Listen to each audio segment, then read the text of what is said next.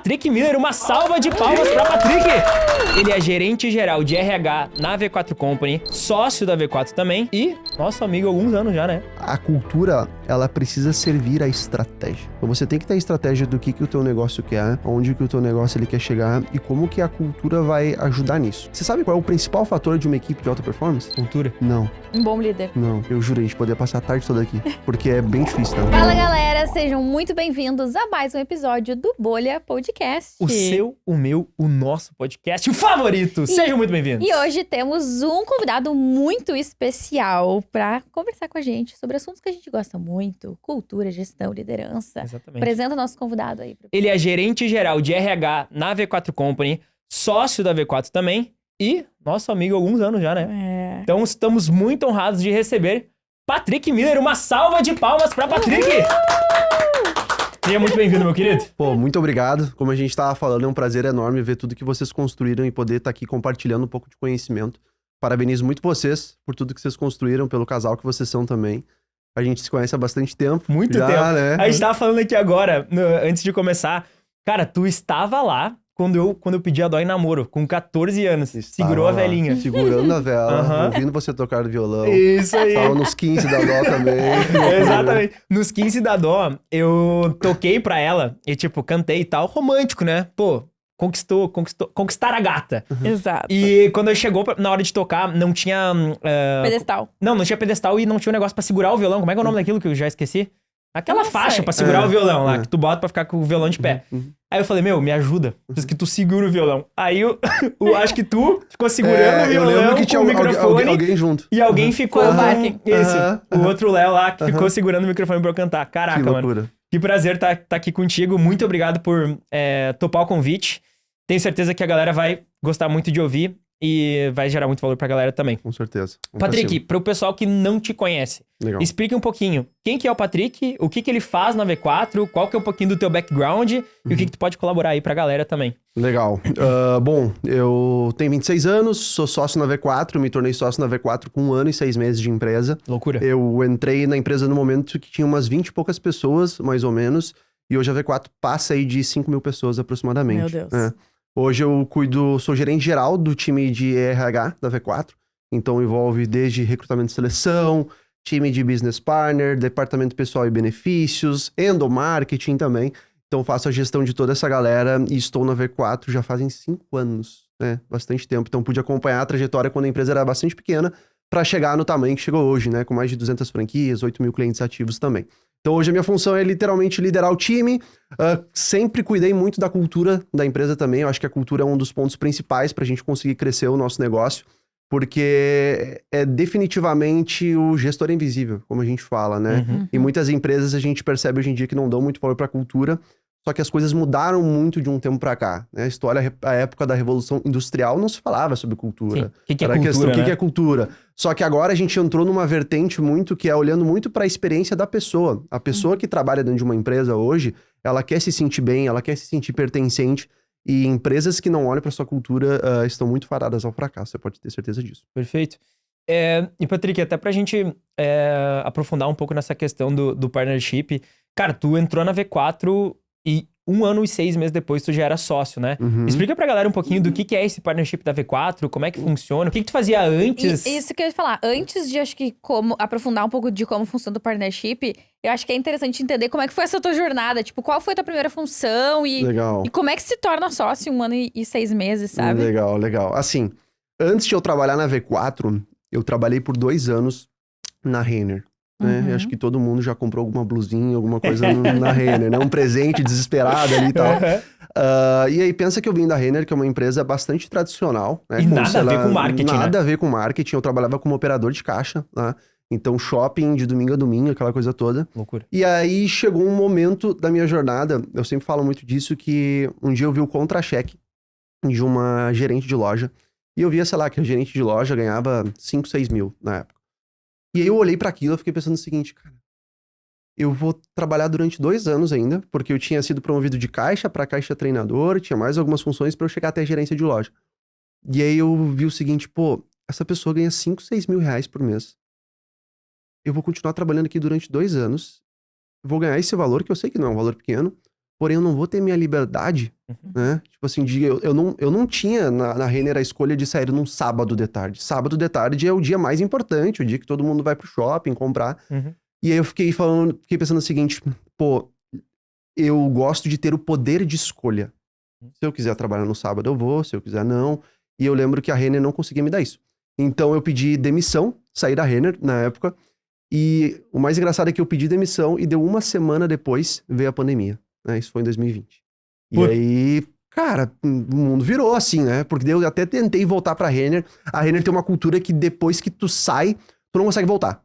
Então você só consegue voltar em casos específicos, falando com pessoas da diretoria e tal.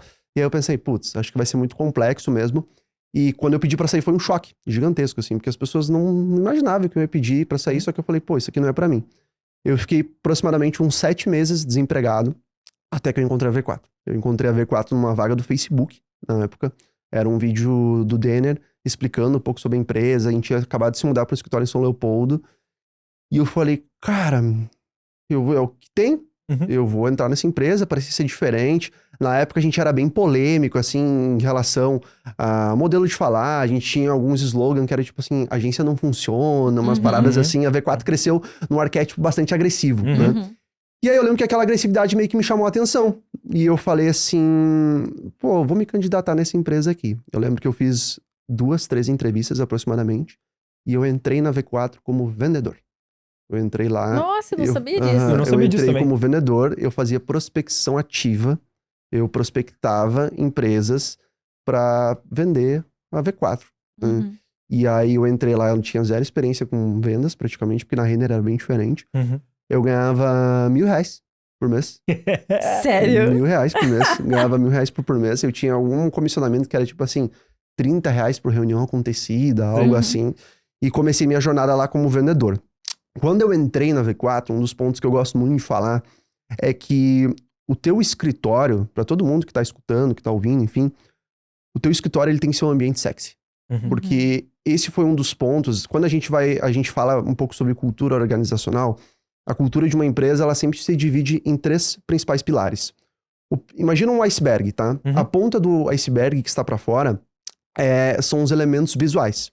Então, por exemplo, é a maneira como vocês se vestem, é a maneira como vocês se comunicam, é a maneira que as pessoas conversam no escritório, é as cores, isso tudo é muito importante. Por quê? Porque isso é a primeira percepção quando alguém quer trabalhar na empresa de vocês, alguém quer trabalhar na Dom, eles vão olhar quem são as pessoas, como é que elas se vestem, como é que elas se comunicam, como é que é o ambiente. E isso atrai pessoas para trabalhar na tua empresa e isso atrai clientes também. Né? Então, as pessoas são extremamente visuais hoje em dia.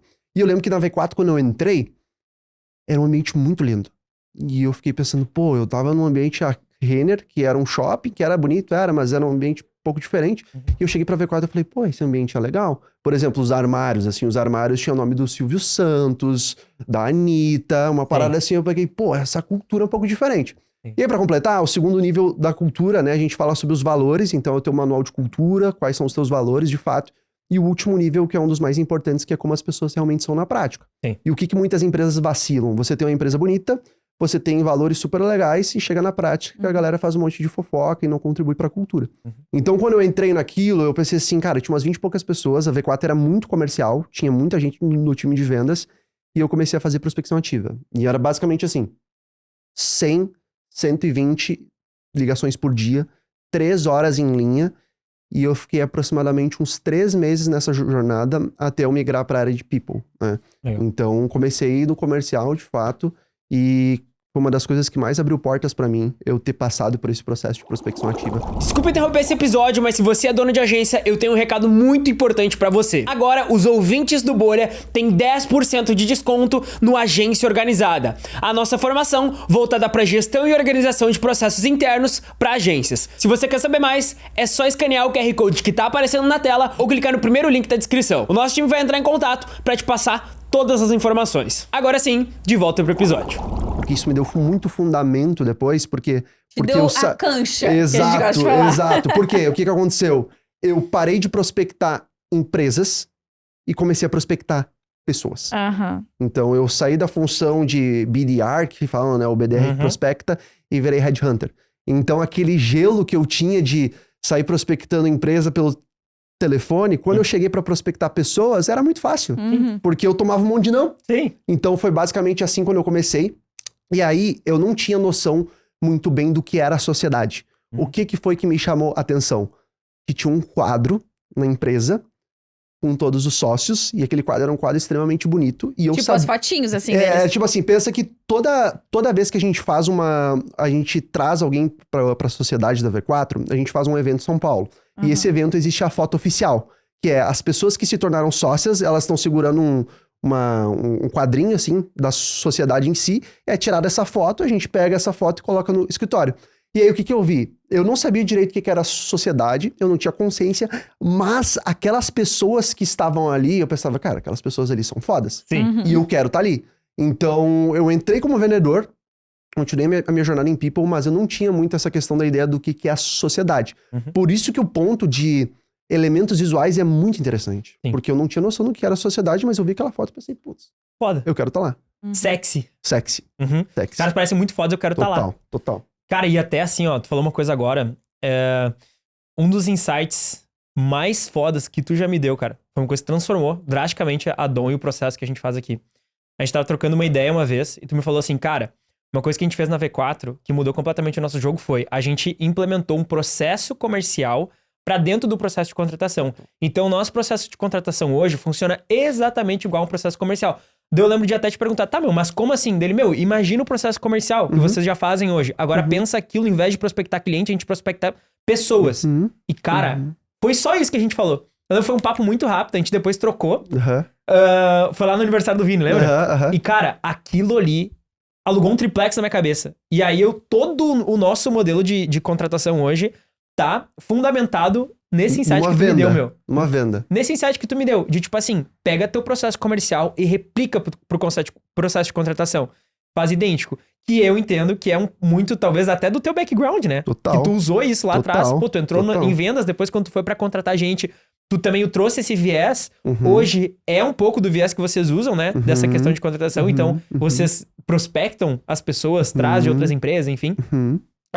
Cara, fala um pouquinho pra gente, como é que é esse processo de contratação da V4? Vocês têm aí mais de 5 mil pessoas na rede, todo mundo é o teu time que contrata? Como é que é esse processo todo? Legal. Excelente, porque assim, ó, o que acontece, tá? A V4 é uma empresa muito focada em marketing e vendas. E aí, tudo que a gente faz na área de pessoas, a gente fica tentando meio que, cara, como é que eu consigo copiar isso? Por exemplo, a gente começou agora a investir em mídia pra vaga, né? Então, a gente pegou um determinado budget, a gente tá rodando anúncios, então eu gravei alguns anúncios e tal, Legal. E a gente já tá vendo o CAC. Que é quanto que custa de fato pra eu conseguir, através do funil mesmo, quantas pessoas que eu tenho que alcançar pra ver quantas que eu vou contratar lá na ponta também. Exatamente um processo comercial inbound, né? A mesma coisa. Entendi. Então, hoje como é que funciona o processo, tá? A gente tem pessoas que, assim, a gente tá mudando isso com AI também, agora a AI tá ajudando muito nisso, mas eu tenho pessoas no meu time que só prospectam. Então a pessoa tem um LinkedIn, né, onde ela serve. Então imagina assim que é como se fosse uma pessoa que faz prospecção ativa em vendas. A pessoa só fica gerando lista e marcando reuniões, né? Então marcaria na teoria pro closer, que é a Talent Acquisition, né? Que é a pessoa que faz a entrevista de fato. Esses nomezinhos sexys de vocês também dão. Exato. Dá todo um charme, né? Aquisição de talentos, né? Que a gente fala. Cara, Talent Acquisition é muito mais massa do que... Muito mais, né? Recrutador. Recrutador do caralho, Talent Acquisition, pô. Muito bom. E aí, o que acontece? Nesse momento, até uns pontos, assim, que são bem interessantes de falar, é que quando a Talent Acquisition tá fazendo esse processo de entrevista, né, onde começa a entrevistar esse candidato, literalmente, quando ela faz essas perguntas pra trazer gente, ela tem a capacidade também de dizer o que a V4 é e o que a V4 não é também. Né? Então, a gente deixa isso muito claro em todas as etapas do processo seletivo. Vai fazer uma conversa com o líder, vai fazer uma conversa com a Talent Acquisition, o que for. A gente literalmente tem um PPT, tá?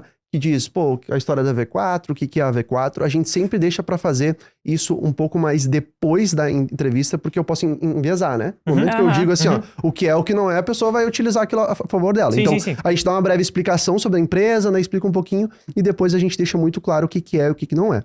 Hoje, o meu time ele tem aproximadamente umas 50 pessoas, tá? O time de People, então é um time grande. A gente faz contratações tanto para a matriz da V4, que estamos localizados em Campinas, a gente contrata para franquias também. E esse processo, a nossa missão, na verdade, é começar a internalizar e se tornar como se fosse um CSC, um Centro de Serviço Compartilhado, onde a gente faz contratações, seja um hub de contratações para franquia, para matriz, para clientes também.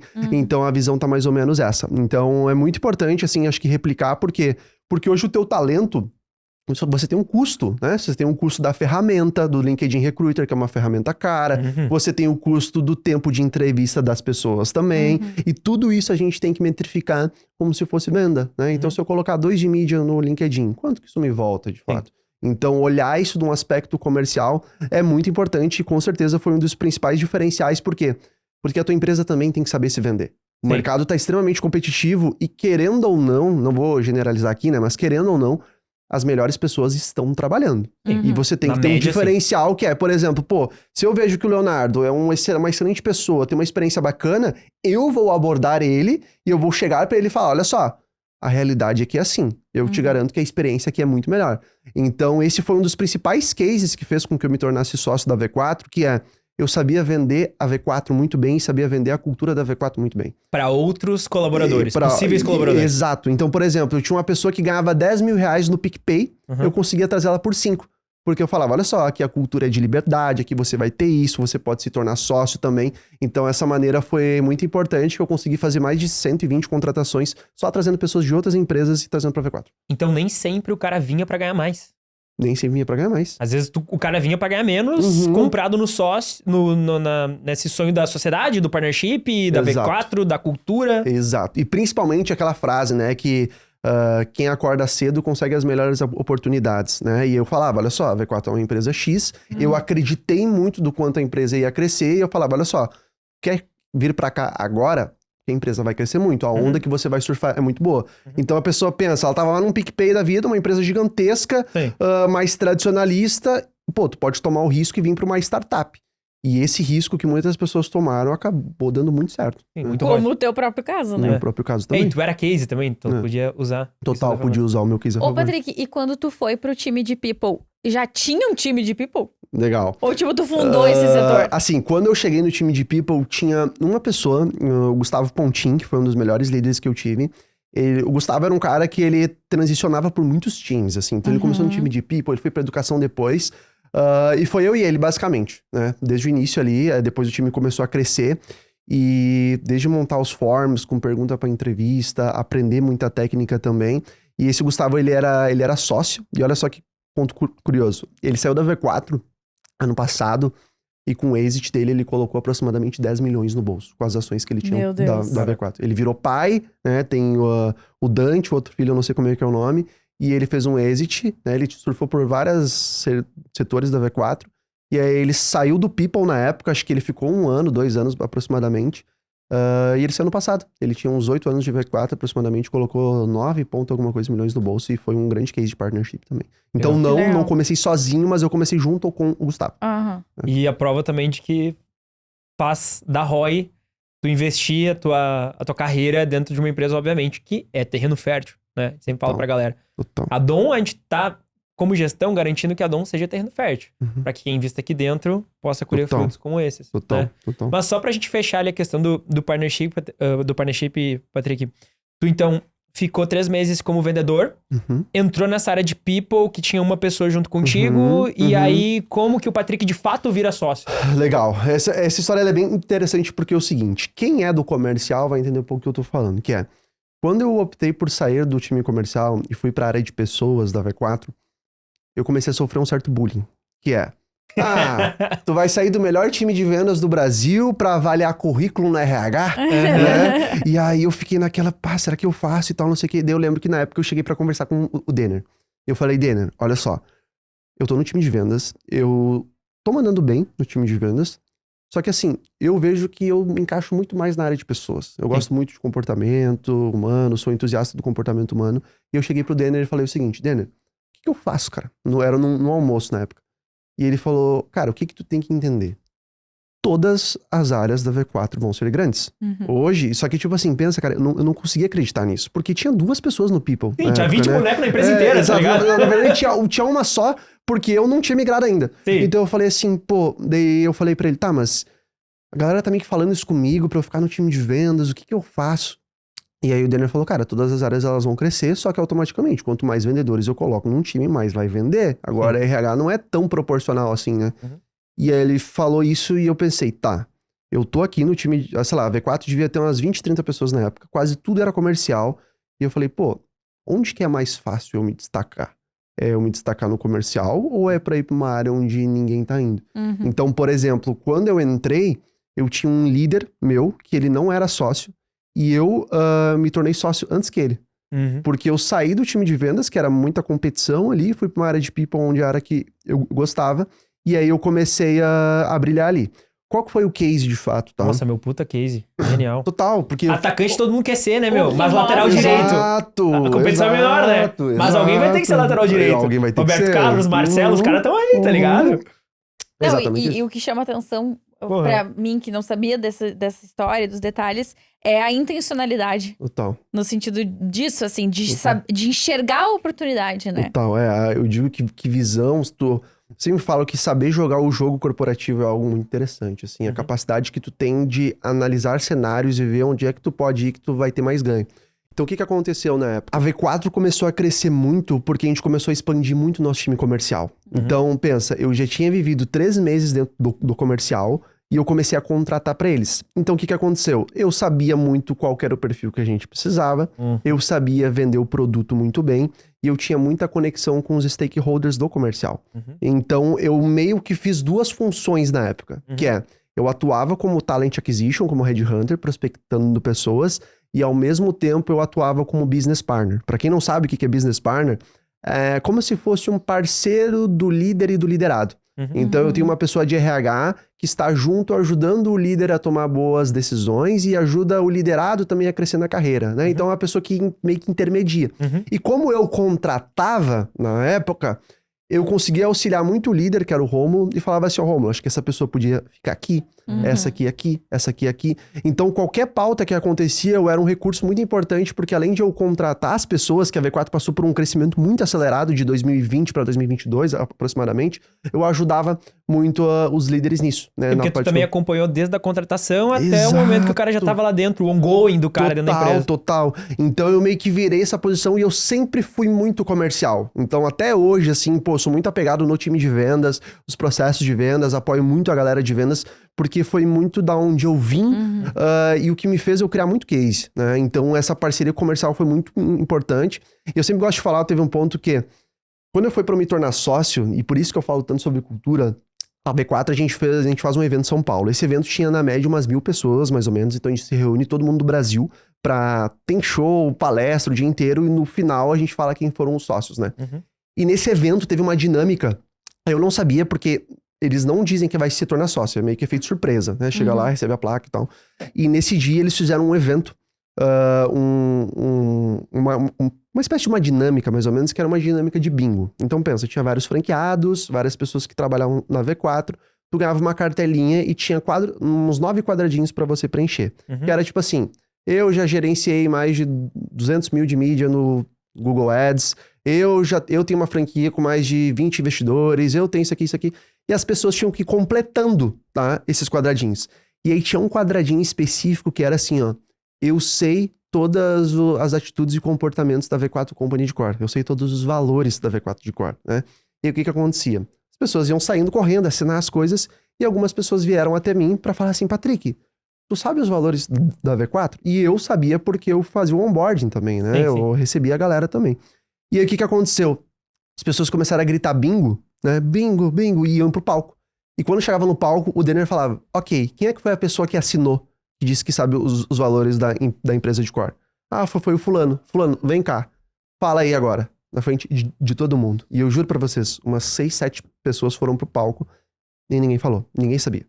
E aí eu vi que tinha um moleque que tava na fila, o João, e ele falou assim, ele olhou pra mim e eu pensei, putz, vão me chamar. E me chamaram lá e eu falei as 8 atitudes e comportamentos da V4 de Core. Legal. E o que aconteceu? na hora do meu discurso pra sociedade, o Gustavo, que foi se construir o RH junto comigo, ele falou assim, ó, hoje, né, todo mundo viu, todo mundo percebeu que a pessoa que a gente precisa de cultura pra levar a V4 pro próximo nível, vem pra cá, Patrick. Então foi esse complemento que teve, que eu acho que foi muito interessante, que é o quanto das pessoas hoje sabem dos valores da empresa. Às vezes o próprio líder não sabe dos valores da empresa e quer cobrar que as pessoas saibam. Só que se você não vive a cultura, se você não tem a noção da cultura, como é que você vai querer cobrar algo de alguém? Então eu lembro que esse momento ele foi muito marcante, porque foi literalmente o dia mais feliz da minha vida, onde eu falei sobre a cultura e onde eu vi que o trabalho duro, ele compensa. Então foi muito um case de, tipo assim, cara, dá a vida pela parada, 1 ano e 6 meses de, tipo, entrega, e a cultura, ela é agressiva, e aí o Patrick também tava num lugar onde tinha pouca competição, estrategicamente se colocou nesse lugar, que era um lugar que tu gostava também, não era uma coisa que tu tava fazendo única e exclusivamente pelo interesse, né? E aí o bonde passou, abriu a porta, e o cara certo pro trabalho era tu. Total. E aí tu entrou. Isso até pra deixar claro pra todo mundo que tá escutando, o que é a sociedade em si, o que eu tenho são ações da V4. Sim. Então eu ganhei ações da empresa, ninguém chegou lá e falou assim, ó, Patrick, pega aqui 50 mil reais de dinheiro. Não, eu não ganhei nada, o que eu ganhei foram ações da V4, e depois de ganhar essas ações da V4, ainda você passa por um período de vesting, né, que a gente fala que é o vesting? O vesting é como se fosse um período de teste, digamos assim. Por quê? De vestir as ações. De vestir as ações, né? A gente fala que é o famoso noivado, né? Que é o quê?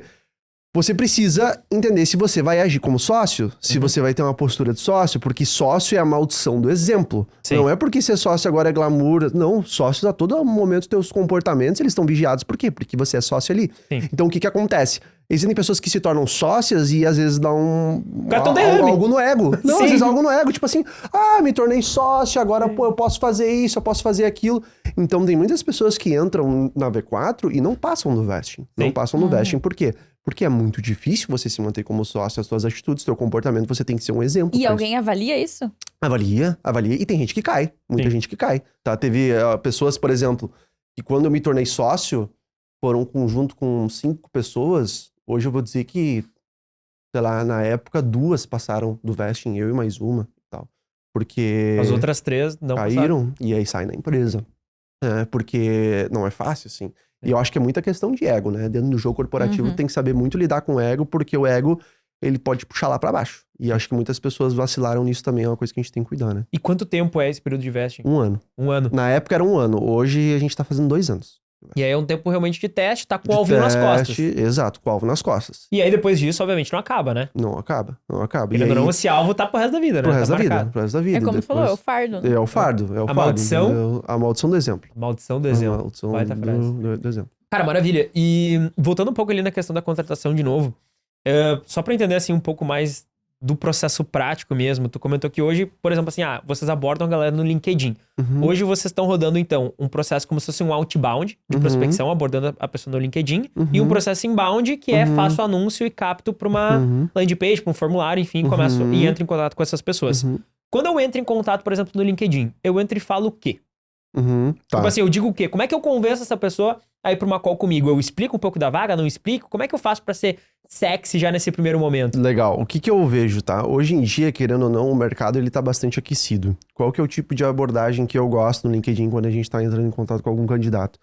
Abordagem mais simples possível. Porque às vezes você chega e fala assim, eu quero te convidar para fazer parte da Dom, uma empresa assim, assada. As pessoas, muitas vezes, elas veem que é uma mensagem copiada e colada, né? Então fica tipo assim, mais uma empresa aqui prospectando. Eu gosto do tipo de abordagem mais simples possível, tá? E o que você faz? Você faz uma seguinte abordagem. E aí, fulano, tudo certo? Gostei demais do teu perfil, queria muito trocar um papo contigo e ter uma oportunidade aqui na empresa. Topa? A pessoa disse que topa, que faz sentido, a gente marca uma call com ela, né? Sim. Dentro dessa call a gente explica um pouco sobre a vaga, quais são os requisitos e tal. Pergunta pra pessoa se ela topa. Pô, ela topou, fez sentido, a gente já segue a entrevista ali de fato. Entendi. Todas as entrevistas, elas são gravadas, né? Elas são transcritas com AI também. Pra Então tirar depois, insight. totalmente, a AI depois dá uma nota pra pessoa, como é que foi esse candidato, o que ele fez, o que ele deixou de fazer, né? E aí nesse processo a gente faz essa entrevista, a pessoa passou por essa entrevista, a gente faz uma entrevista técnica com o líder, né? Uma espécie de roleplay pra ver se a pessoa sabe bem na prática. E depois tem uma conversa com o diretor, com a diretora, que é uma entrevista comportamental / técnica, né? Então seria mais ou menos assim. Então são 3 conversas. 3 conversas, tá? Boa. E nessa primeira conversa, por exemplo, assim, entrei na call, eu primeiro vendo a empresa, depois eu faço perguntas pra conhecer um pouco do candidato, primeiro eu pergunto, depois eu vendo a empresa, qual que é a ordem de acontecimentos, assim? Legal, legal. A gente sempre agradece o candidato pela disponibilidade, a gente explica um pouco da vaga pra ele, ó, a vaga é isso aqui, a gente faz isso aqui, dá uma breve explicada. Se, pô, você topa entrar no processo, faz sentido, começa ali. Começa a fazer entrevista, né, faz algumas perguntas. Eu sempre deixo muito claro que é muito importante fazer perguntas situacionais para um candidato, né? Tem um livro chamado Fator Atitude que fala muito sobre isso. O que é uma pergunta situacional? Uma pergunta situacional é, por exemplo, eu posso te perguntar assim, Leonardo, como é que você lida sob pressão? Você pode me falar o que você quiser. Você pode dizer, que eu lido sob pressão, eu coloco meus fones e trabalho pra caramba. Você pode dizer o que você quiser. Agora, Leonardo, me diz nos últimos 6 meses a situação que tu mais passou pressão. E como que foi isso? Entendi. E o que acontece? Você vai ter que me contar uma história onde você passou sob muita pressão. E tem uma pergunta que as pessoas erram muito também, que é, por exemplo, Leonardo, me conta um momento que você passou sob muita pressão e como é que você lidou com isso? Quando eu utilizo essa pergunta, como é que você lidou com isso, eu tô enviesando? Porque pode ser que tu não tenha lidado com isso. Sim. Pode ser que tu não tenha resolvido isso. Às vezes perguntar como é que tu resolveu. Tu tem que deixar em aberto, não pode... Porque daí tu vai estar justamente colocando um problema que a pessoa resolveu. Eu tô assumindo que Exato, que tu foi resolveu. ela que resolveu. Exato, mas na verdade ela pode não ter resolvido. Então o ponto aqui é, essas perguntas situacionais é sempre me conta uma situação. Me traz uma situação onde você passou por um problema X. Me traz uma situação. Por quê? Porque a tendência da pessoa te mentir, ela é muito baixa. Porque você pode ir cavocando. Tá, e por que aconteceu isso? Por que tu falou isso? Então, trazer situações é sempre algo muito importante, né? Bem Então, E mais ou menos isso. talvez mentir é mais fácil do que inventar uma história. Então, se eu tô perguntando uma coisa situacional, ela tem que me contar uma história mais difícil de mentir a história. Muito mais Né? difícil. Tipo, inventar toda uma história. É óbvio que eu posso Exato. acrescentar. Um mentiroso profissional. Exato, Eu posso acrescentar uma metaforando da coisinha ali vida. ou outra e tal, mas inventar uma história do zero é muito difícil, na hora, né? No ao vivo. Exato. Saquei. E o que são, assim, perguntas tipo, pô, Léo, se eu tivesse que deixar daqui a pouco 2, 3 perguntas, assim, que eu sempre Não dá faço pra sair da galera. entrevista sem. Tipo, não dá pra sair sem, que é as perguntas que mais dão ROI da minha entrevista. O que são essas perguntas, assim, que a gente pode deixar de insight pro pessoal? Cara, uma pergunta que eu gosto muito, tá? E se vocês pararem pra analisar... Eu acho essa pergunta bastante genial, tá? Que é, o porquê que eu não deveria te contratar?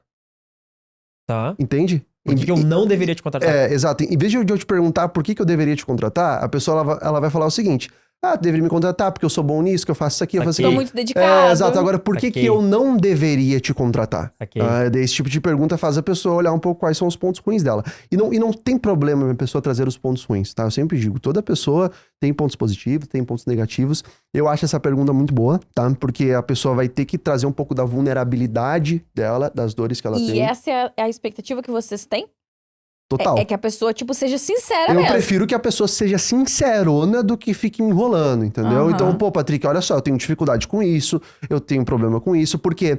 Porque hoje, um dos principais pontos para que as pessoas, de uma equipe de alta performance, é a capacidade que tu tem de demonstrar as tuas vulnerabilidades. Os erros que você comete, os momentos que você tá bem, os momentos que você não tá bem. Então, esse é um ponto, uma pergunta que eu gosto muito, porque ela traz muito disso, tá?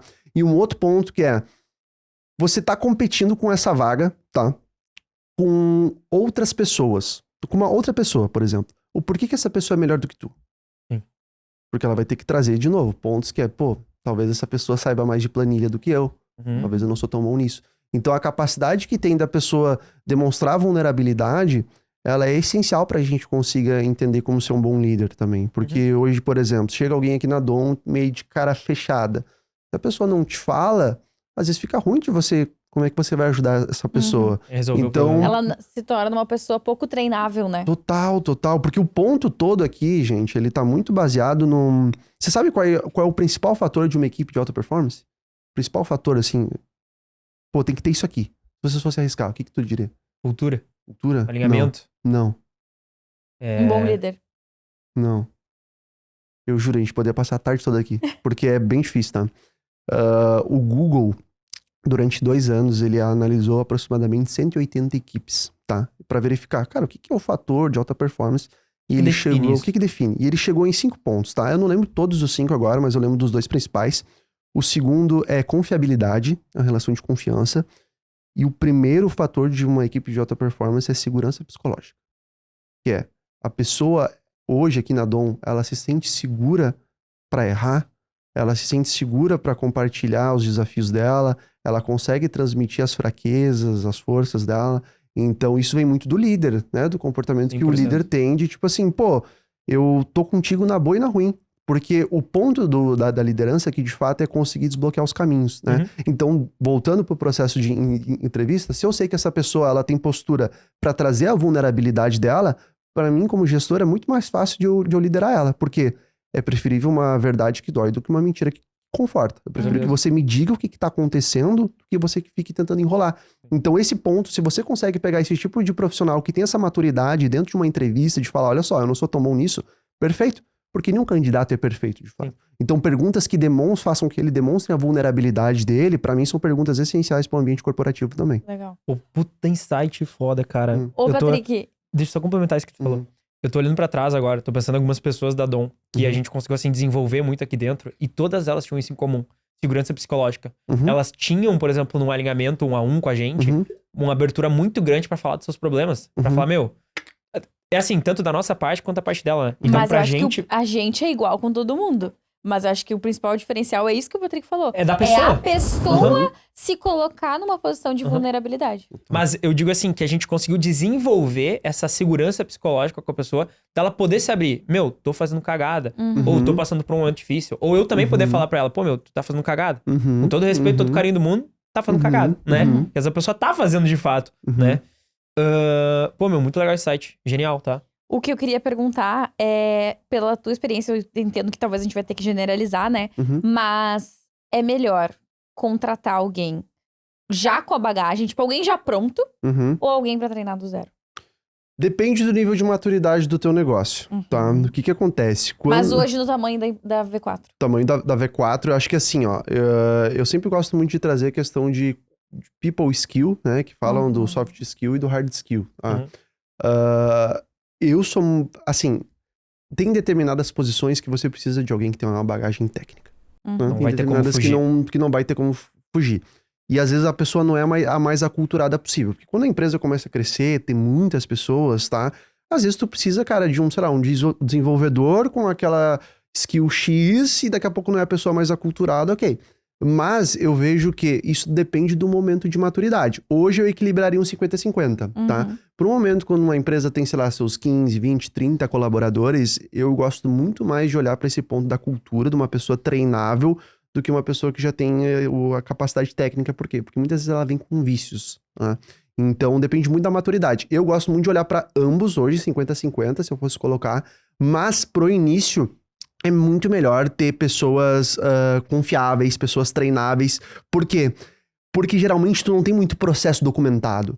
Tu não tem olhar de todas as arestas do negócio também. Então, por exemplo, no início da V4, se eu perdesse uma pessoa X, cara, eu tava ferrado. Porque aquela pessoa tinha muito conhecimento, ela sabia de muitas coisas. E tinha muita coisa centralizada nela. Exato. Então, o ponto é, eu gosto muito, por hoje, momento de V4, 50-50, acho que a gente tem que levar muito em consideração a parte técnica também, porque chegou no momento de negócio que você não pode errar tanto, né? Agora, se é para um negócio mais novo, pô, é que nem... Eu entrei na V4, eu não tinha muito conhecimento técnico, mas eu fui treinado nisso, né? Então, eu tô há 5 anos lá, entrei como um BDR, hoje eu sou o gerente geral, né? Então, quer dizer que o treino, ele é muito importante, mas a depender da maturidade do negócio, o conhecimento técnico também ele é bem relevante, para destravar várias coisas, né? Porque às vezes tu pega uma pessoa técnica que manja muito, aí ela destrava isso aqui no teu negócio. Então, geralmente sempre fala, né? Contrata a pessoa que é treinável e tal, mas acho que tem que balizar muito o momento de negócio também. Perfeito.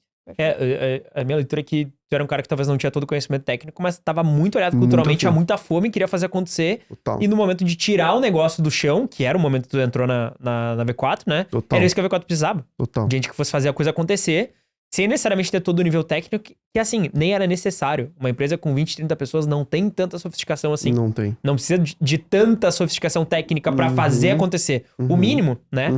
Então, Léo, mas daí tu vai sacrificar um pouco da qualidade de serviço. Mas é que é do jogo. É do jogo. Né? É do jogo. Tu vai ter que sacrificar um pouco. E a real é que tu nem vai ter toda essa qualidade. vai ter ela a longo prazo, né? Exato. Conforme tu for crescendo, tu vai adquirindo mais coisas pra dentro da empresa, vai sofisticando e vai aumentando a qualidade. Mas nesse início, os caras têm que estar, assim, louco pela empresa. Porque tu não tá fazendo só uma coisa. Exatamente. Tu faz várias, entendeu? Aham. Então, tipo assim, pô, se tiver que, pô, sei lá, alguém da Dom aqui falar, cara, eu preciso levantar tijolo ali. Cara, bora! Sim, eu sempre falo, meu, pintar uma parede. Isso, Vamos pintar uma exato. parede. Porque Aí, às vezes, tipo a gente precisa de gente que vai capinar o mato com a gente, né? Exato, e esse é o momento de construção, e esse é o momento, um dos momentos mais difíceis, mas quem tá aqui aproveita muito disso. Com Quem certeza. tá aqui, Total. tiver daqui a 5 anos, vai aproveitar muito no longo prazo. Eu sempre deixei isso muito claro, que ó, porque assim, ó, tu não pode ser apegado à função, tu tem que ser apegado à empresa. Isso Porque às vezes você fica assim, ah, não, mas isso aqui eu sou account, isso aqui é só eu que faço. Cara, se tiver que vender, vende, mano, esquece, por quê? Porque tem que estar comprado com um negócio, de fato. Eu acho que tem que ter a mentalidade de sócio desde o primeiro dia, que é, eu não tô comprado com a minha posição, eu tô comprado com o que é a empresa. Então, o que o Léo e a Dó hoje precisam? Cara, eu vou agir, se eu tiver que vir pra cá meia-noite pra trabalhar, eu vou, sabe? Porque é o futuro da tua vida que tu tá colocando dentro de uma empresa também, sabe? Com certeza, com certeza. Perfeito. Cara, falamos de contratação, pô, muito legal. Muito insight. E pra desligar o cara, mano? Pra mandar o cara embora? Tem processo pra isso? Legal. Vocês têm, tipo, um ritual pra demitir esse cara, um processo? Como é que eu ensino outra pessoa a demitir? Legal, legal. Eu vou te dizer uma coisa, tá? Um dos principais desligamentos que acontecem na V4, eles vêm na entrevista. Vou te dar um exemplo, tá? Imagina que a pessoa passou por todas as etapas do processo seletivo aqui da Dom, tá? Falou com uma pessoa do RH, conversou, chegou na etapa com vocês, tá? Quando, por exemplo, chega na minha etapa, eu vou contratar alguém pro meu time, um ponto que eu deixo muito claro é, eu vou te dizer o porquê que tu não deve entrar na V4. E eu vou ser bem sincero contigo, né? Eu vou assim, se você faz corpo mole, esquece. Né? Aqui não é pra você. Se você tem dificuldade de se posicionar, de falar as coisas, de dizer não, aqui não é pra você. Se você quer trabalhar pouco, aqui não é pra você. E um dos melhores movimentos que existem, porque às vezes você falar isso, você pensa, putz, mas eu vou perder a pessoa. Só que o custo de você perder a pessoa depois que ela tem 3 meses de empresa é tremendo. É muito maior do que o custo de perder ela ali no início. Né? Total. Então, tipo assim, ó, por exemplo, quando vem um candidato e fala assim, Patrick, desisti do processo. Eu fico feliz. Por quê? Porque se essa pessoa entrasse, ela ia fazer mal pra empresa, ia fazer mal pro meu time, ia fazer mal pra ela mesmo. Então, antes de a gente falar do desligamento de quando a pessoa, ela sai, né, da empresa, é quando no momento que ela não entra. Porque hoje em dia o custo é gigantesco. Porque, por exemplo, olha o custo que a gente tem aqui. A gente tem o custo das entrevistas, então o tempo das pessoas que fizeram as entrevistas, tá? Possivelmente você passou por uma questão do kit de onboarding, você vai querer dar um kit de onboarding ali pra pessoa, você vai querer treinar ela, né? Passar a cultura da Dom, como é que é isso, como é que é aquilo. Agora investimento em mídia, Investimento em mídia. custo de plataforma. Tudo, tá? Tudo que você acaba englobando. E aí, o que que acontece? Chega no 2º, 3º mês, que é quando essa pessoa começa a dar ROI, de fato, ela começa a produzir, ela fala assim, eu quero sair. Tá? Então, o processo que eu digo pra todo mundo fazer é, você tem que ser realista e falar, ó, por que você deve trabalhar aqui e por que você não deve. Porque o custo que tem disso, gente, é gigantesco. Então, apliquem isso, vocês que estão escutando, porque faz uma mudança gigantesca de desligar já na entrevista, né? Esse foi um insight legal que tu me deu, acho que foi naquele mesmo dia. Começa a falar os motivos do porquê que a pessoa não deve trabalhar na Dom. Isso vai mudar completamente. E, cara, é impressionante. Depois que eu implementei isso, cara, mudou totalmente a minha entrevista. E as pessoas me elogiam por causa disso, cara. Deu um efeito o contrário. Tipo, eu pensei, puta, eu vou começar a ter um monte de cara feia, né? E pelo contrário, as pessoas agradecem muito no final. Meu, eu nunca fiz uma entrevista tão transparente, tão legal, assim, tão incrível que nem eu fiz contigo agora. E um pouco da vulnerabilidade. Exatamente. Total. E ali, tu também sente muito a galera, né? Total. Porque nesses momentos de vou te falar a parte ruim, quando tu começa a falar, meu, não gosto de corpo mole, tu vê quem brilha os olhos por essa frase e tu vê quem se ofende, né? Ou Fica até claro, quem na cara do cara. Quem é muito neutro. Porque eu acho que a tendência da pessoa é de, tipo, ou não se achar corpo mole. Tipo assim, é difícil alguém bater no peito e falar, não, realmente eu faço corpo mole, né? Ou ela ser totalmente, tipo, meio que indiferente com a tua fala. E isso, na minha opinião, já é A red flag. uma red flag. Porque a pessoa que também não gosta de corpo mole, ela vai falar, meu Deus, Léo, sim, Sim, com eu certeza. odeio quem faz corpo mole, Sim. eu detesto quem age dessa Né? Que jeito. essa geração de hoje, os caras querem trabalhar, já Exato. começa, né? Então, geralmente, quem, tipo, compra isso, quem realmente acredita na mesma coisa, vai ter uma reação super Total. positiva. Perfeito. Total. Exatamente. Isso é essencial, assim. Então, eu acho que começa nesse processo da entrevista, de fato. E, assim, desligamento, né? O que eu vejo. O Brasil hoje é um dos países, o país, na verdade, que tem o turnover mais alto do mundo. O Brasil desliga muita gente. O que é o turnover, só pra galera que não sabe o que significa? O turnover é a taxa de rotatividade de funcionários, né? Quando as pessoas são desligadas ali, de fato. Ou seja, no Brasil, muita gente tanto pede demissão, quanto pessoas são desligadas também. E olha só que dado interessante. Ao mesmo tempo, o Brasil é um dos países mais improdutivos do mundo, tá? E a gente consegue associar isso totalmente. Por quê? Isso. Eu tenho toda hora a gente trocando de trabalho, entrando em trabalho novo. E o que acontece com a cultura? A cultura vai pra casa do chapéu. Por quê? Sim. Porque tu não começa a ter gente antiga, né? Que é referência de cultura. Não Sim. dá tempo pra pessoa se tornar boa o Não dá suficiente tempo. naquilo. E pra empresa construir também uma base, né? Total. E aí eu vejo que muito disso, e é uma cultura que a gente tem que mudar muito no nosso país, que é, hoje, a coisa mais fácil que existe é você desligar alguém. Desligar alguém. Por quê? O que você vai fazer pra desligar alguém? Você vai chegar domingo de noite, você vai marcar uma reunião na agenda de uma colaboradora sua, 8 horas da manhã, você vai fazer o desligamento, e é isso. Mas agora, a verdadeira essência da liderança é você ajudar essa pessoa a não ser desligada, né? Vocês já olharam, por exemplo, The Walking Dead? Não. The Walking Dead, eu gosto muito de trazer esse exemplo. The Walking Dead tem um protagonista que ele se chama Rick, tá? Uhum. E, cara, pra mim, liderança é literalmente isso, que é... Imagina que, sei lá, você tá numa guerra, por exemplo. Ele tá dentro do apocalipse zumbi, mas imagina que você tá numa guerra. Tá. Se existe alguém que tá mal, que tá com uma perna quebrada, que tá mal ali, você não vai falar assim, pô, mano, se ferra aí, já era. Não, o teu papel como líder é carregar essa pessoa nas costas e levar ela pro próximo nível. Então, a coisa mais fácil que existe é você desligar uma pessoa. Agora, você entender os problemas dela, alinhar um plano de ação, plano de melhoria, dar um feedback, aí a gente tá virando o jogo também. Porque desligar é muito fácil. Ah, não gosto dessa pessoa, não manda É o tão caminho bem. fácil. Desliga. Exato, é o caminho mais fácil. Mas agora, reter a pessoa. Por quê? Porque tem momentos também que a gente tá mal, velho. Tem momentos que às vezes que a gente como sócio, putz, tá mal, não tá tão bem e acontece. E o quanto que a gente tem a capacidade de entender a vulnerabilidade da pessoa e conseguir agir pra isso também. Obviamente, você não pode ser um idiota, Sim. né? Tem que ter prazo de validade. Tipo assim, querer ser Jesus e salvar todo mundo. Sim, não, sim. não dá, né? Mas o ponto é, a tua mentalidade que você tem que ter como líder antes de desligar alguém é: qual que é a minha parcela de culpa aqui? O que que eu fiz ou o que que eu deixei de fazer aqui? Porque senão você fica desligando todo mundo e isso ferra com o seu time. A cultura, em vez de você colocar mais café, você coloca água. Então começa a sair um monte de gente. Isso atrapalha muito. Então o desligamento eu gosto muito de olhar pra isso. Que é, onde é que tá a parcela de culpa do líder? Que eu aqui? poderia ter feito, né? Total. Uma coisa que eu e o Léo, a gente fala demais na Dom, que é o seguinte, a culpa, independente do que aconteça, seja com colaborador ou não, na empresa, é sempre do líder. Porque quando tu assume esse papel de, tipo, de protagonismo no erro, fica muito mais fácil de não cometer esse erro de novo, Total, né? E eu total. acho que esse é um exemplo disso também. Se eu assumo que talvez a culpa não seja totalmente minha, mas eu tive uma parcela de culpa, seja por não insistir na pessoa, por não liderar, às vezes por não alinhar a expectativa, não deixar claro no que a pessoa tava errando. Que a gente tem muitos alunos também, donos de agência, eu vejo que muitos erram nisso. Eles não conseguem mostrar pro colaborador, fazer o colaborador enxergar aonde ele tá errando. E daí fica o dono da empresa reclamando do funcionário e tomando atitude fácil que, como tu bem comentou, é demitir, né? Total. E eu digo assim, gente, assim, até pra esse público que você trouxe das agências, a coisa mais fácil de resolver isso é fazendo um one-on-one.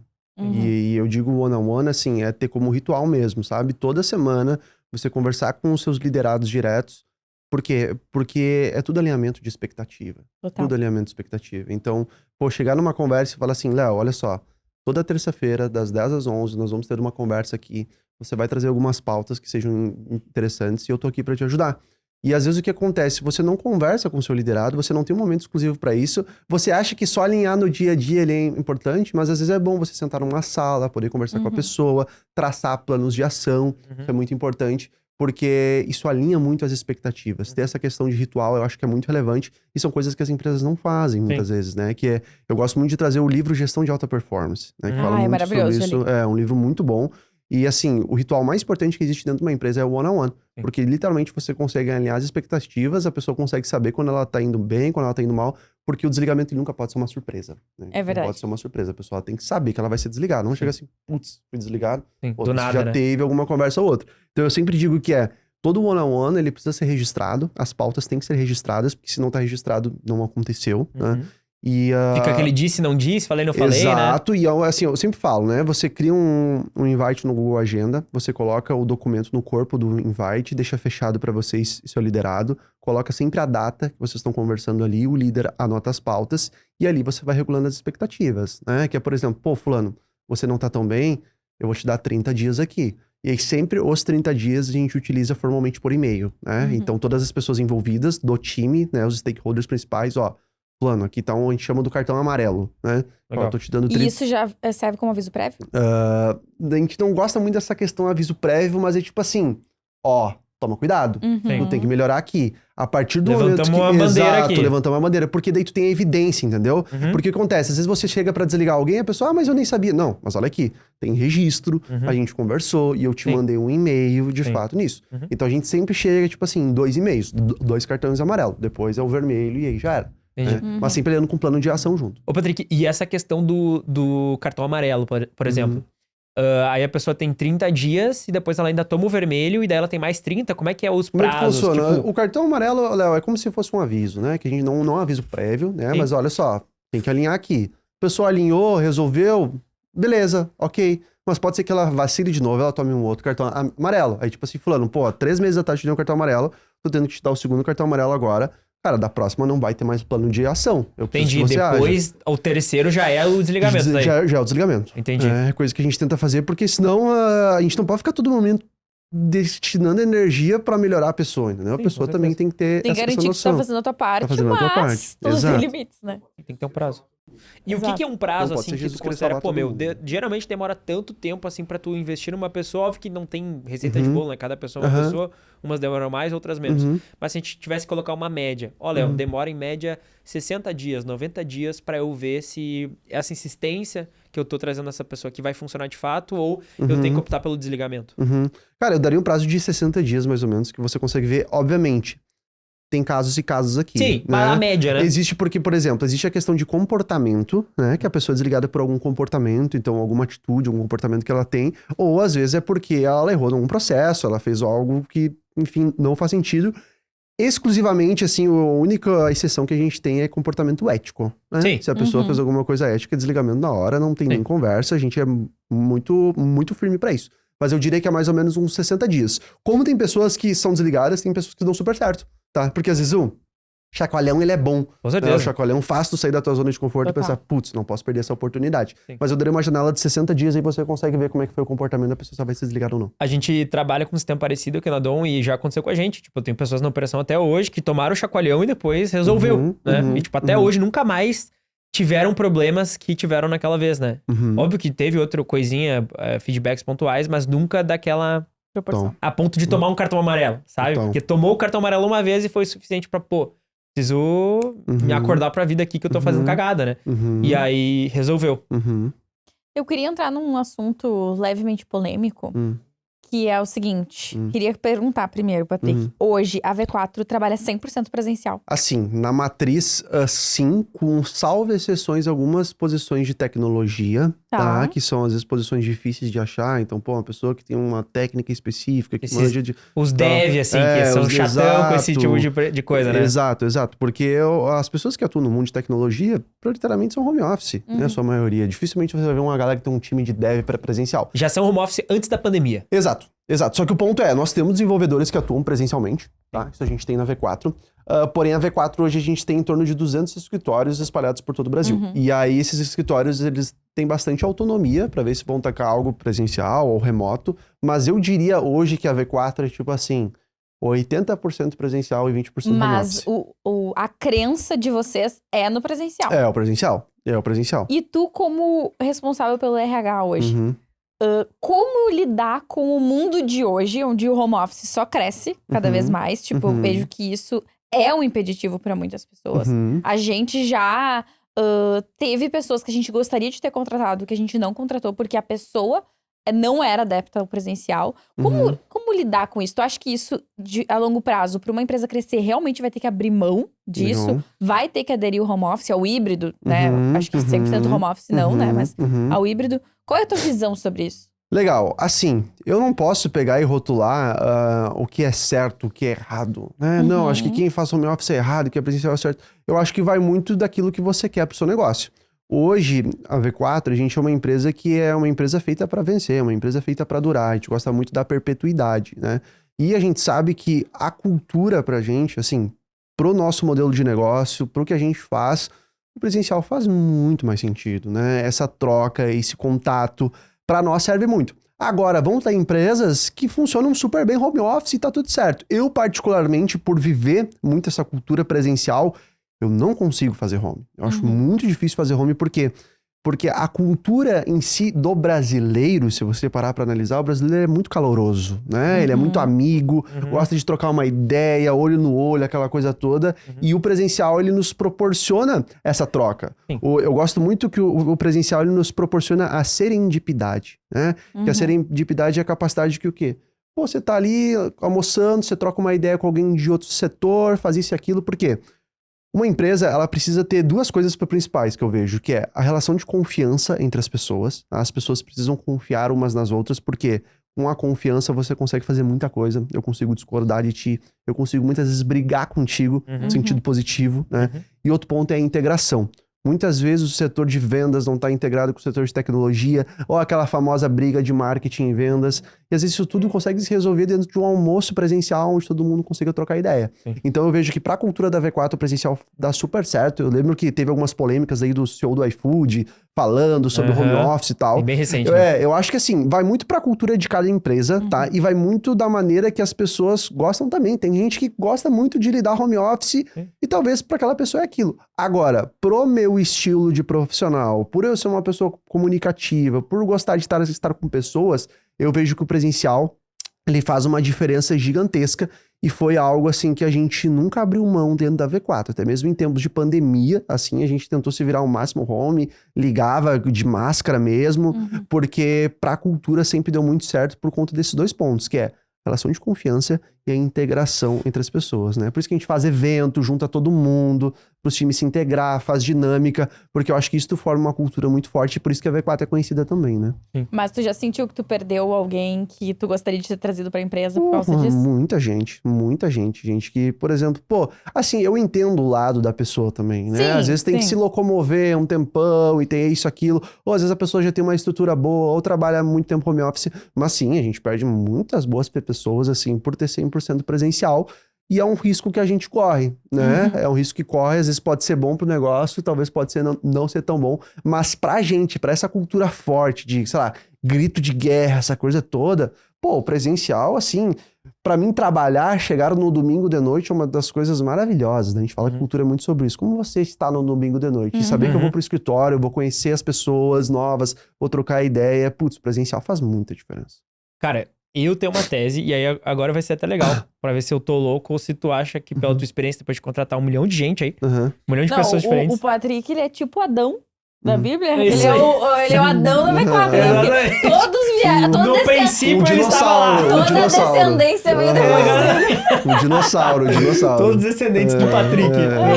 Mas, cara, eu acho que cultura forte, e a gente até tem uma cultura parecida no sentido de, pô, grito de guerra, gritaria, comemorar e tal, isso a gente se identifica muito. Eu acho que essa cultura forte não tem como ser construída no presencial, com todo mundo trabalhando, tipo, de cueca e pantufa em casa. Pela tua experiência, cara.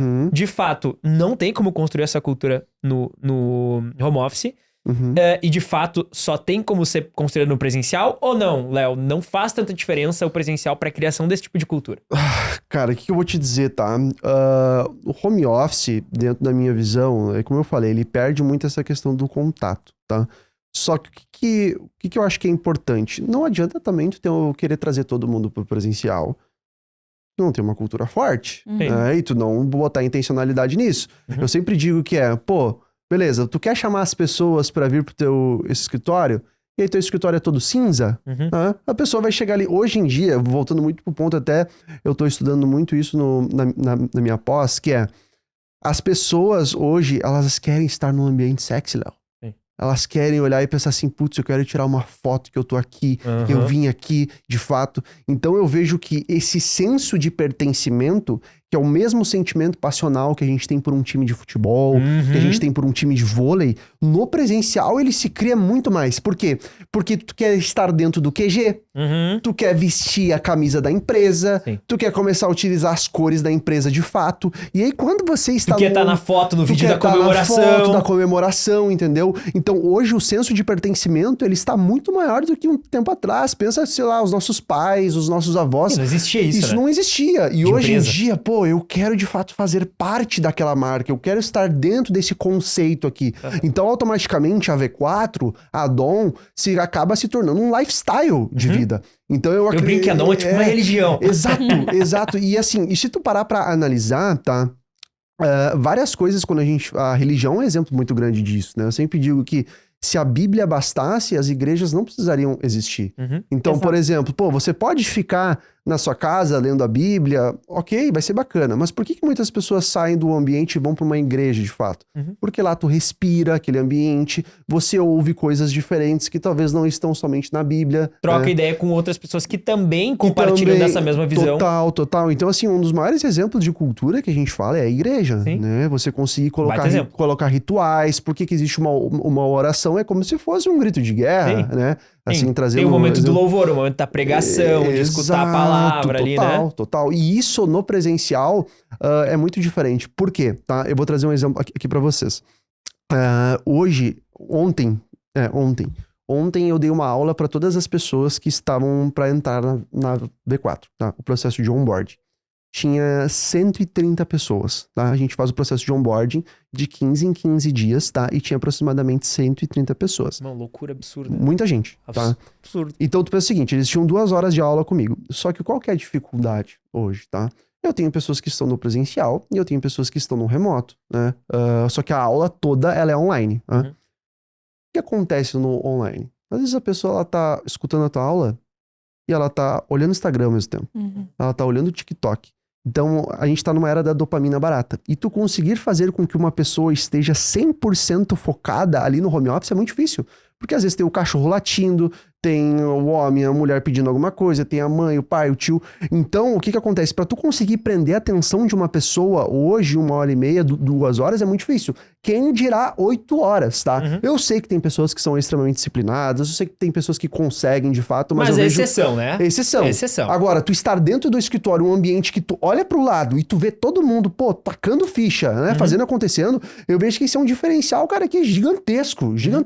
Então, a gente tem que começar a olhar muito pra isso, porque a distração tá matando a performance das pessoas. E, por exemplo, ontem, no onboarding que a gente faz da V4, são 3 pontos que eu deixo sempre muito claro, antes de começar. Eu falo, primeiro, elimina todas as tuas distrações, coloca teu celular no modo silencioso, foca 100% aqui, porque hoje em dia as pessoas não estão olhando mais filme, porque filme 2 horas, ninguém mais tem saco pra olhar filme, é verdade. né? Estão olhando série. O segundo ponto anota as coisas, então pega um caderno, um papel e caneta na mão, e o terceiro é me pergunta, me questiona. Então a gente tenta trazer o ambiente que está no online e trazer meio pro físico, porque hoje em dia é muito ruim de tu conseguir prender a atenção da pessoa. Então pra eu conseguir prender a atenção das pessoas hoje, pô, eu tenho que mudar minha tonalidade de voz, eu tenho que fazer alguma piadinha ou outra. Por exemplo, na minha aula de onboarding, eu não tenho mais PPT.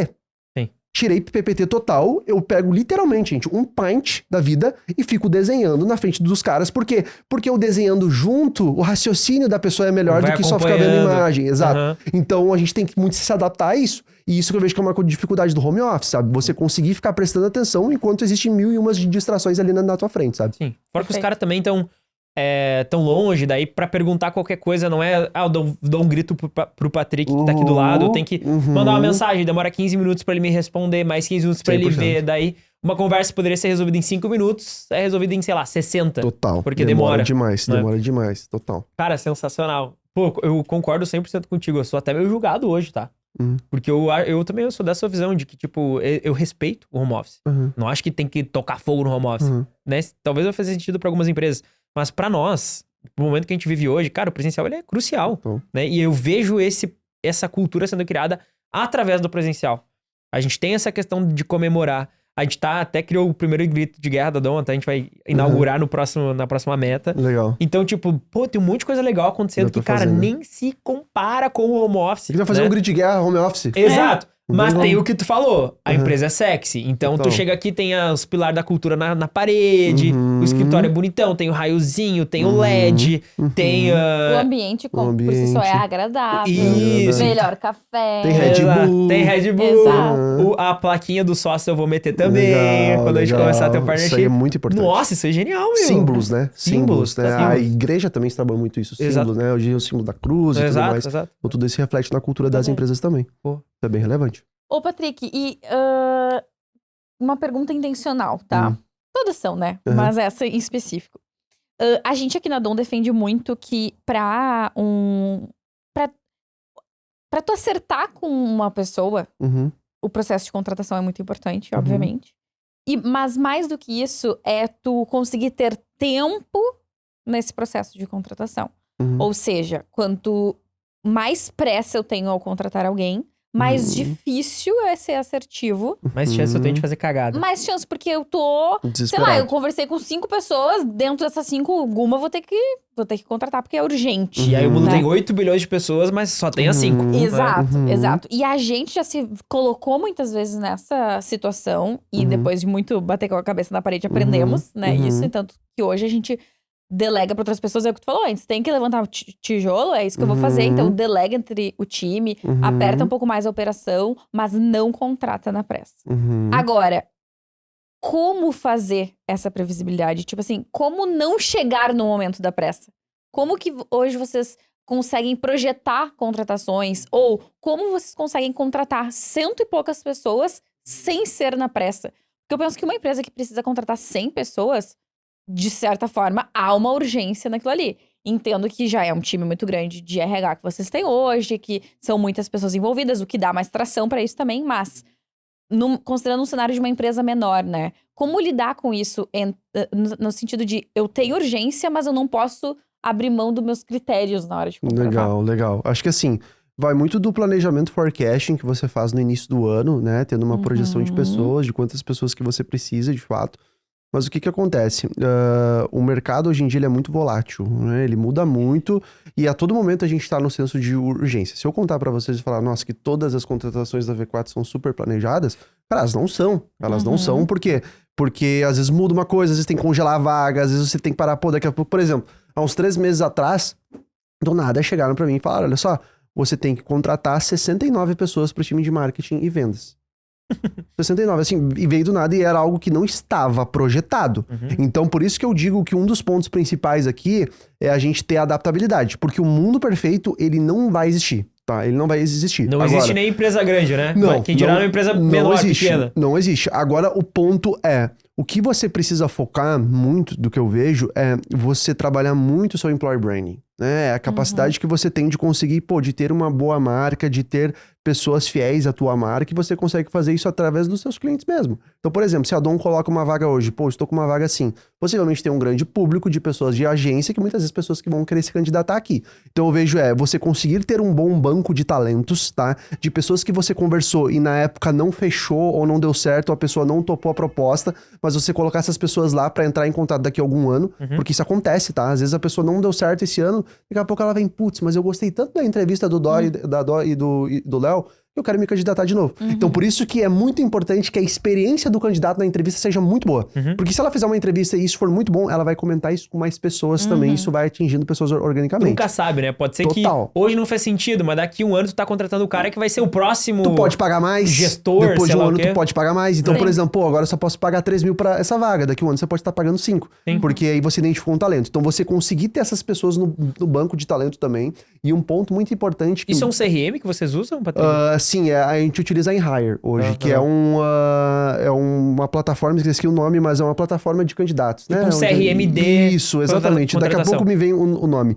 Mas um ATS, tá? Um ATS que a gente chama, que a gente faz o gerenciamento dos candidatos. É como se fosse um CRM, tá? Eu acho que esse ponto ele é muito importante. E o outro ponto muito importante que é, para você conseguir ter bons candidatos ali, indicação. Tá? Eu gosto muito do coeficiente de indicação. Então, quem são as pessoas hoje que trabalham com vocês, elas sabem quem vai dar certo e quem não vai dar. Então, pô, fulano, você tem alguma pessoa pra indicar, alguma pessoa que daria super certo, de fato, consegue ajudar na previsibilidade também. Então, ter um bom banco de talentos, isso ajuda. Você ter uma boa marca, um bom employer branding. Então, eu gosto muito de olhar, por exemplo, por LinkedIn. Eu não sei se a Dom tem hoje, por exemplo, um Instagram somente para cultura da empresa, foi algo que a gente aplicou ali na própria V4. A gente tem hoje um Instagram que é o Inside V4. Ele era interno antes, era só para quem trabalha na V4. Só que o que começou a acontecer? Eu comecei a perder o controle, porque tem muita gente que entra, muita gente que sai, como é que eu vou ficar organizando um Instagram interno de 5 mil pessoas? Aí a gente resolveu abrir. Então, por exemplo, hoje no processo seletivo, quando eu vou fazer o processo com alguém, eu peço pra pessoa seguir um Inside. E você vai ver os vídeos lá, tem uns vídeos bem meme, assim, umas paradas engraçadas e tal. Olhar muito pra isso também. É o dia a dia mesmo. Total. Olhar pro Glassdoor, tá? O Glassdoor hoje é uma plataforma que, por exemplo, na V4 a gente tem mais de 1 milhão de acessos por mês de pessoas que olham pra olhar assim, pô, será que a V4 é um bom lugar para se trabalhar ou não? Para que tu consiga ter bons recursos, para que no momento que aperte, você precisa de contratações, você consiga ter um banco de talentos, você consiga ter pessoas para fazer indicações, você consiga ter pessoas no teu ATS de fato para fazer essa boa gestão, porque no segmento de marketing digital, que é um segmento que a gente está lidando aqui, vai ser sempre um caos, vai ser sempre uma imprevisibilidade. E o que a gente tem que saber fazer? Dançar com o caos. Tirar o caos para dançar. Porque se eu falar para você que assim, não, todas as contratações são altamente projetadas, isso é uma mentira, porque não é, porque a todo momento muda, e essa é a graça de quem empreende, né? Essa é a graça de você ter um negócio, porque não é uma estabilidade, tem momentos de altos e baixos, e eu acho que tu ter esses recursos é importante. E um outro ponto também que eu colocaria adicional é, quem são as pessoas que podem te indicar também? Porque às vezes pode ser uma pessoa que trabalha contigo na empresa, mas às vezes pode ser um outro empresário, uma pessoa que tem um curso X. Ó, por exemplo, pô, fulano, eu vi que você tem você dá curso de tráfego pago. Você tem alguém pra me indicar aqui? Você ter esse coeficiente de networking também, eu acho que é bem relevante pra gente conseguir trazer pessoas. Pô, incrível, cara. Cara, eu acho que assim, a gente falou de contratação e cultura. Como é que eu crio cultura pra uma empresa que tem 5 mil clientes? Quantos mil colaboradores? A V4 tem 5 mil colaboradores e 8 mil clientes. 5 mil colaboradores, 8 mil clientes. Cara, como é que eu faço pra criar cultura, essa cultura permear em todas as unidades? Pô, tu é um dos caras que construiu isso, fundou isso dentro da V4. O que vocês fazem de ritual, de processo, pra fazer com que essa cultura passe adiante? Legal. Eu sempre digo, acho que são 2 pontos principais aqui, tá? O primeiro é, a cultura, ela precisa servir à estratégia. Tá. Esse é um ponto principal. Então você tem que ter a estratégia do que o teu negócio quer, onde que o teu negócio ele quer chegar e como que a cultura vai ajudar nisso. Amplificar isso. Exato. Então, por exemplo, pensa comigo, pô, hoje a V4, a gente tem o nosso sonho principal, o nosso BHAG, né, é se tornar uma das 2 mil empresas mais valiosas do mundo, tá? Esse é o nosso sonho, é onde a gente quer chegar. Então, pô, eu tenho esse sonho, eu tenho esse objetivo. O que eu tenho que fazer com esse objetivo depois? Eu tenho que criar os 5 objetivos estratégicos para chegar lá. Né? Então, por exemplo, hoje a V4 a gente tem 5 objetivos estratégicos. Quais são eles? A gente tem um acrônimo chamado CHAMP, que é o C-H-O-A-M-U-P, né? De campeão, de fato. Então, a gente quer atingir 100 milhões de consumidores, né? Os consumidores, 100 milhões, que é o cliente do nosso cliente. Então, a pessoa que usufrui do nosso serviço lá na ponta. Então, pô, se eu tenho e-commerce, é a pessoa que usufrui do e-commerce, né? Eu tenho o host, que é o nosso parceiro, então é o nosso cliente mesmo. Então, por exemplo, a gente tem o objetivo de ter 100 mil clientes ativos, a gente tem 8 mil. Caraca!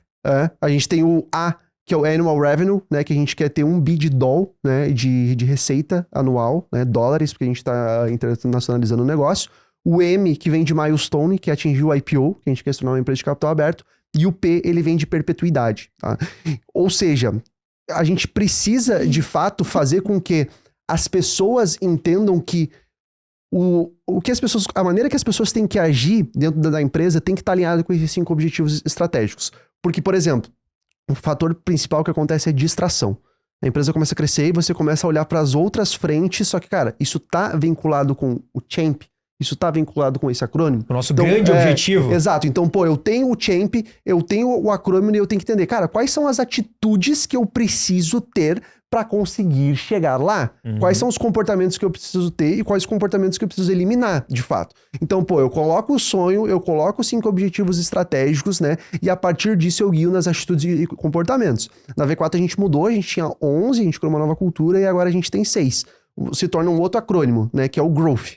né? Então, a primeira letra G é Go to Market and Learn Fast. Que é tipo assim, cara, não fica planejando, pensando, vai pro mercado e aprende rápido. Estuda, aprende, lança, faz um MVP, de fato. Então, a gente ter esse tipo de atitude é muito interessante. Então, pô, não fica planejando demais, não fica pensando demais, vai, pega o jet ski e acelera. Então, essa é a primeira letra. Depois a gente tem o R, que é o Radical Candor, né? Que é a transparência radical. Então, pô, a gente quer que as pessoas sejam verdadeiras, a gente quer que as pessoas sejam transparentes. Isso é a cultura da V4. Isso é a cultura. A nova cultura. Exato. Aí a gente tem o O, que é a ownership, então a capacidade que você tem que ter de responsabilidade pelas coisas. O W vem de Working Backwards, né? Que é de um livro da Amazon que fala do quanto você tem que estar perto do seu cliente, ouvir o seu cliente. Porque acontece às vezes, você criando coisas na tua cabeça e daqui a pouco não é isso que o cliente quer. O cliente, ele vai te trazer o problema, ele não vai te trazer a solução, de fato. Então, tá próximo, muito importante. Então, a gente forma todo esse acrônimo do Growth, né? Working Backwards. Depois tem o T, que é Trusting Science, que é olhar para os dados, olhar para os números, não achismo. E o H, que é High Standards e Frugal Execution, né? Que a gente tem que ter um alto padrão de excelência e uma execução frugal, ser simples também. Então, o que acontece? Você começa colocando qual que é o sonho da empresa, quais que são os 5 objetivos estratégicos, os milestones, e a partir disso, quais são as atitudes e os comportamentos que precisa ter para isso. Então, olhar para esse... Cultura servindo a estratégia. Serve a estratégia. Meu esse Deus, que eu é tô o fazendo ponto tudo principal. É o ponto principal. E assim, Léo, se estiver fazendo certo ou errado, hoje cultura é algo que é pouco falado. Então, a gente olhou muito para esse ponto. E o segundo ponto que eu digo não existe cultura forte com liderança fraca. Né? Isso é fundamental, acho que todo mundo sabe que é. Teu comportamento como líder tem que ser muito disso. Agora, como é que eu começo? Né? Como é que eu construo a minha cultura? Né? Eu sempre digo, não existe empresa sem cultura. Eu já te falo, empresa tem cultura. Sim. Pode ser uma cultura que não é falada, pode ser uma cultura tóxica. Não tá escrito ainda, mas ela existe. Mas ela existe. Então a camada é você começar a definir qual que é a estratégia da empresa. Aonde que a empresa quer chegar? No momento que eu defino qual que é o sonho, que a gente fala o sonho é o BREG, né? A grande meta cabeluda, audaciosa e arriscada. Beleza, eu defini isso aqui. Agora, quais são os 5 objetivos estratégicos? O porquê que isso é importante, tá? Olha só, foi feita uma pesquisa onde uma empresa começou a entrevistar colaboradores de empresas, tá? Então eu chego pra Dom e eu falo o seguinte: galera da Dom, vou pegar o Joãozinho. Joãozinho, quais são os objetivos que a Dom tem? O Joãozinho fala, pô, é se tornar a maior agência de marketing do país, é isso aqui, beleza. Aí eu vou perguntar pra Mariazinha. Mariazinha, qual que é o objetivo da Dom? E aí a Mariazinha me fala algo totalmente diferente que o Joãozinho falou. Ou seja, não estão olhando para o mesmo local. E sabe o que acontece nas empresas que tem todo mundo dá a mesma resposta, que todo mundo está olhando para o mesmo local? Maior crescimento. Essas empresas são muito, mas muito mais lucrativas. Muito mais. Por quê? Porque tá todo mundo olhando para o mesmo norte. Então, quanto que as pessoas estão conscientes hoje de onde a empresa quer chegar? Porque a partir disso você começa a alinhar, pô, isso aqui que eu vou fazer agora está vinculado ao ter mais clientes ativos? Isso está vinculado a atingir mais consumidores? Isso está vinculado ao core do negócio de fato? Então, a dificuldade que muitas empresas têm hoje é colocar todo mundo na mesma visão. Mas a cultura, ela precisa servir à estratégia. Esse é um ponto fundamental. E aí você cria o sonho, você coloca os objetivos estratégicos e a partir disso você coloca as atitudes e comportamentos e mais coisas que você consegue colocar. Por que a gente colocou acrônimos dentro da própria V4? Fácil de lembrar. Fácil de lembrar. Então, eu sei que eu tenho Champ. Eu sei que eu tenho Growth, né? Eu sei que eu tenho PIF, por exemplo, que é o equilíbrio profissional, intelectual, físico e emocional. Eu sei que eu tenho MIT, né? Que é minimizar as reuniões, eliminar os slides, essas coisas. Então, você vai criando coisas que marcam a cabeça das pessoas e assim fica muito fácil das pessoas não esquecerem a cultura. Sim. Então, pô, quanto vocês hoje estão fazendo isso? Quantas pessoas que estão estudando estão fazendo isso? Porque cultura tem que ser muito do que o Jeff Bezos fala na Amazon. Tem que repetir todo dia. Todo dia tem que ser o dia 1, porque senão as pessoas esquecem. Então, ter elementos no escritório, o ouro ou nada, por exemplo, faz com que as pessoas entrem aqui e não esqueçam isso. Porque se você não fala disso, se você não tem elementos pra isso, você não consegue criar uma boa cultura. Né? Isso é bem interessante. Perfeito.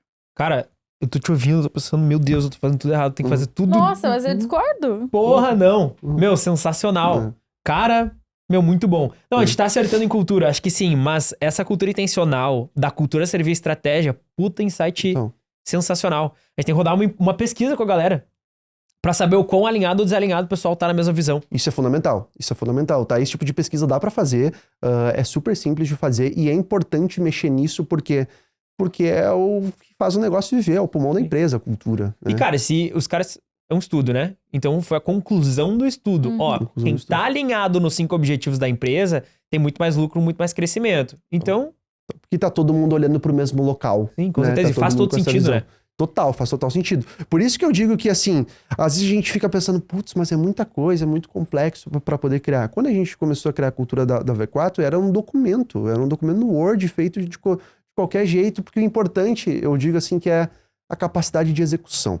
Não é você se planejar demais, mas você saber executar. Porque tem gente que planeja e não executa. Então, olhar para esse tipo de ponto, ele acaba sendo muito interessante. E lembrando sempre, né, que a cultura ela vem muito dos donos, né, das pessoas. Então vai um alinhamento de cima para baixo. donos, exato, e aí vai cascateando, né. Só que o que é o problema? Se você como dono, você não tá consciente da sua cultura, ou você não fala sobre ela, é óbvio que as pessoas no fim da linha não vão contribuir para isso também. Então você tem que estar todo momento jogando com a cultura de baixo. E aí, um ponto que eu gosto muito de trazer sobre isso é, a melhor ferramenta de gestão é a cultura. Então, por exemplo, quando você... Me diz aí, sei lá, 2 valores que a Dom tem hoje.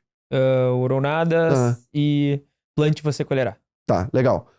Vamos pensar que, pô, eu tenho uma pessoa dentro da Dom hoje que ela fez uma entrega para um cliente.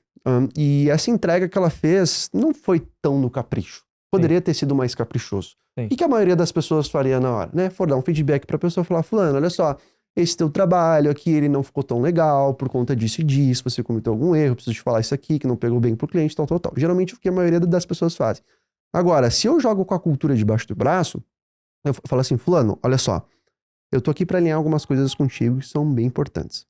Você lembra quando você entrou na Dom aqui e a gente tinha o nosso terceiro ou quarto valor, enfim, que é o ouro ou nada? Lembro sim. Vamos ler ele aqui juntos? Você lá, abre o ouro ou nada, lê a descrição juntos lá. Beleza, fulano.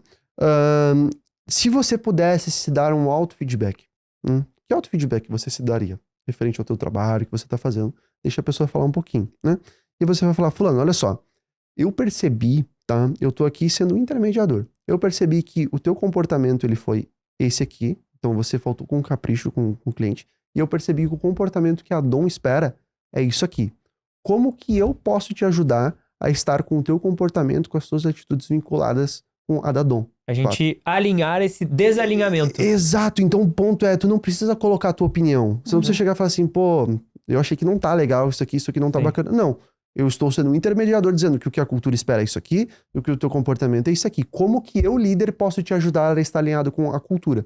Então o ponto é... E deixa a pessoa falar. Exato. Porque assim, ó, se tu joga com a cultura debaixo do braço, você acha que alguém vai questionar a cultura e vai falar assim, não, esse valor... A cultura tá errada. Tá errado. Não, pô. Por isso que é muito importante o processo de onboarding.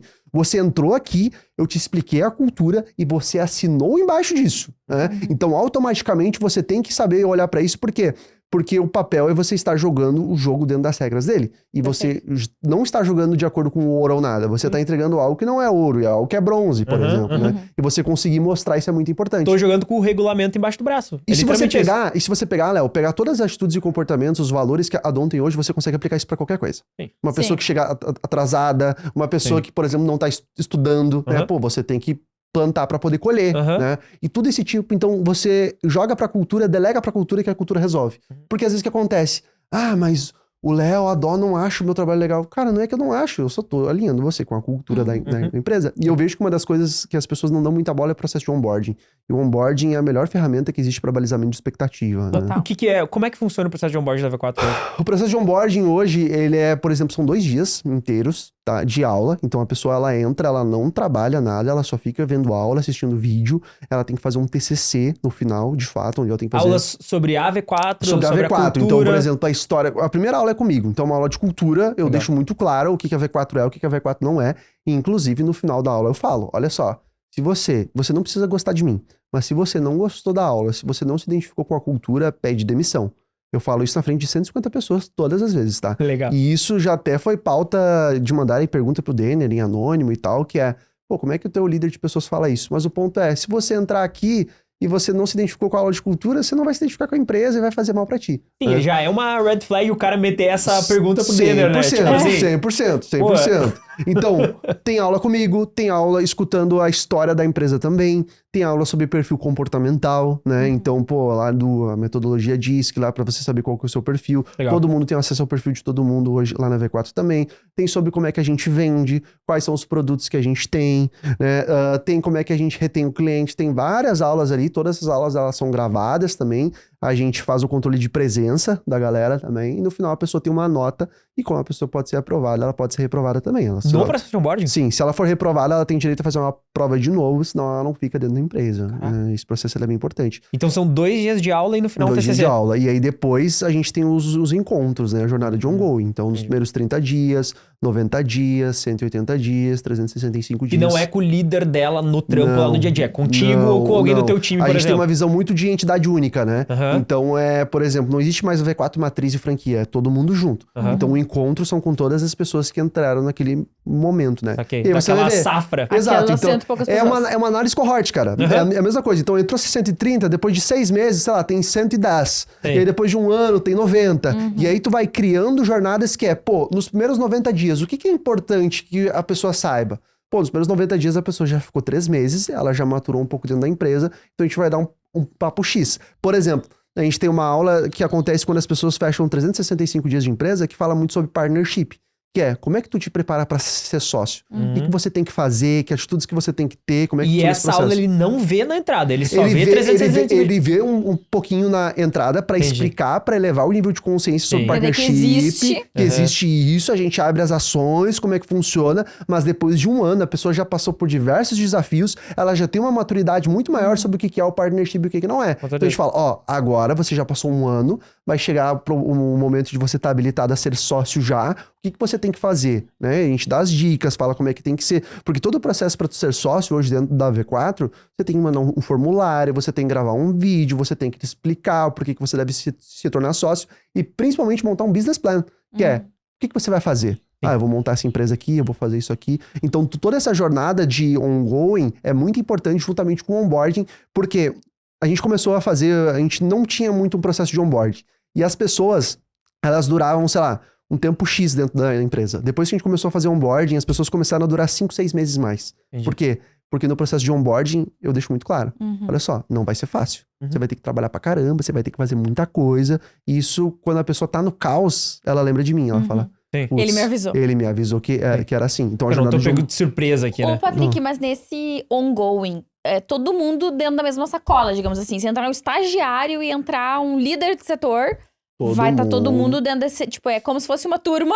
Total. Que vai estar sempre junta nesse... Exato. A gente quer mudar isso, tá? Como é que a gente vai mudar isso agora? A gente vai começar a fazer por vertical. Então, por exemplo, na V4, hoje, todos os sábados, a gente tem monitorias, tá? As monitorias para designer, para account, para gestor de tráfego, para copy, para vendas. E são aulas de 2 horas, onde a gente grava essas aulas. Agora, o onboard hoje ele é genérico, então todo mundo ouve sobre todas as coisas, né? Que é isso que é importante para todo mundo saber sobre o negócio. Mas o ponto é, o nosso objetivo principal aqui é ter uma trilha específica para designer, então aulas somente com designers, aulas somente com copies, com GTs. Com hoje, então, o cara não isso. aprende sobre a vaga dele, ele aprende sobre a V4. Ele aprende mais sobre a V4. Entendi. Daí ele consegue utilizar, por exemplo, as monitorias que são gravadas, tem toda a base de conhecimento onde eles conseguem acessar também. Entendi, mas o cara não passa, por exemplo, assim, 2 primeiros dias aprende V4, depois tem 2 dias só de imersão de conteúdo da tua vaga mesmo. Não tem. É assim, porque o que é o ponto? Todas essas aulas poderiam ser gravadas.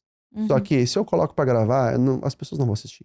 Então tem que estar lá presencial, falando com a galera, né? Como eu tive ontem. Eu poderia simplesmente gravar uma aula super bem produzida, só que eu sei que a galera não vai assistir. E não é por falta de competência, é porque as pessoas hoje em dia é muito chato. A dopamina é barata. Exato. Então o ponto eu tento trazer a galera pro presencial. Mas sim, eles têm ferramentas, eles têm aulas pra assistir, mas conteúdos ao vivo a gente não tem por enquanto, né? Mas a ideia é começar a setorizar isso também. Cara, uma aula, hein? Tem bastante coisa que dá pra aplicar. Uma aula.